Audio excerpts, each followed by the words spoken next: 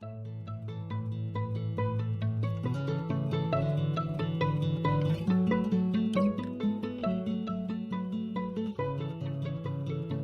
Minisode is simple but thought-provoking.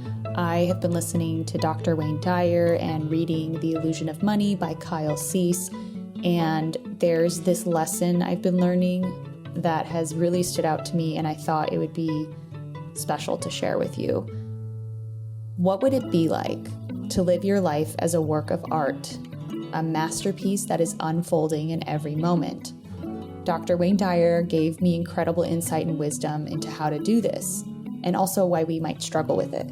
He says, when you begin to see that you can make your life unfold exactly the way the universe unfolds, with a real sense of perfection and harmony and peace for yourself, your life indeed becomes a wonderful work of art. You have to live every day fully, rather than postponing your gratification or purpose in the pursuit of something in the future that may or may not arrive for you. End quote. Very powerful. So this doesn't mean that you have to quit your job or change your life completely. It means that you can act from a place of peace and stillness right now in everything that you do. We don't have to wait to be grateful. We don't have to wait for purpose and to pursue that purpose. It is here, it is right now that we can do those things. Most people are conditioned to look outside of themselves for those feelings of peace and stillness and contentment. Artificial ways to define ourselves, right? So people think of success or salary, job titles, things that we own as ways to feel those feelings. But the thing is, external will never make you feel passionate or fulfilled. That's why it's a wheel that just keeps spinning and spinning and spinning, arriving nowhere, because we're chasing that feeling of connection and passion and fulfillment and trying to look for it in things that don't actually give it to us. So finding peace and stillness and passion and fulfillment requires a focus on our internal motivators.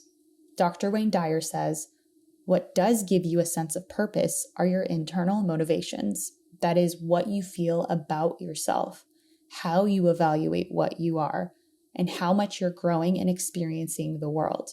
When you're focused on these things, you're no longer looking for your life's mission. It will find you. I'm going to grab a little bit from this quote.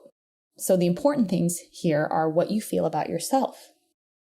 And then that's pretty self-explanatory, right? How you evaluate what you are. That's super important. What stories are you telling yourself about who you are, about how you interact in the world, about how you're showing up?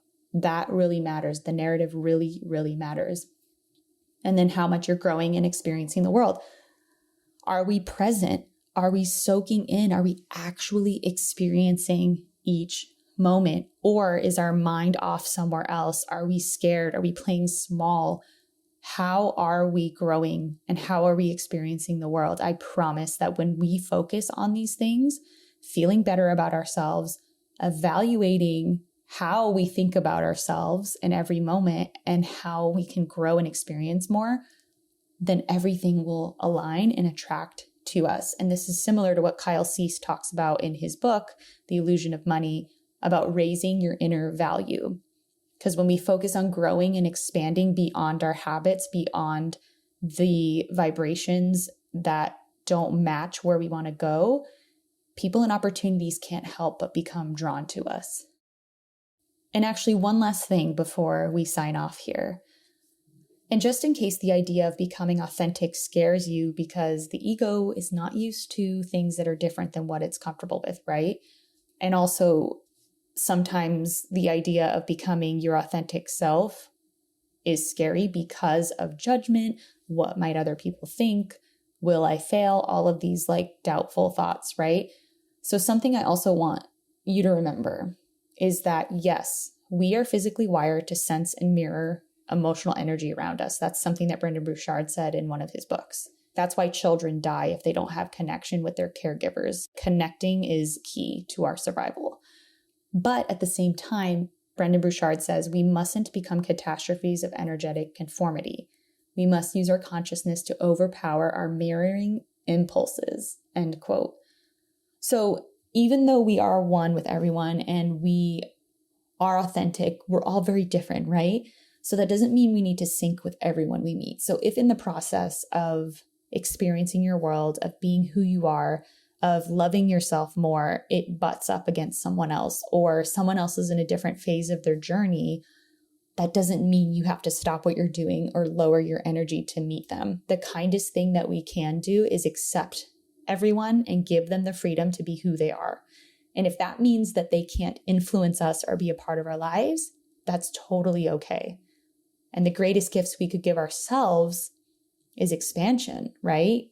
Overriding our habits to become greater versions of ourselves, to see and love ourselves fully. Because when we do, we give permission to others to do the exact same.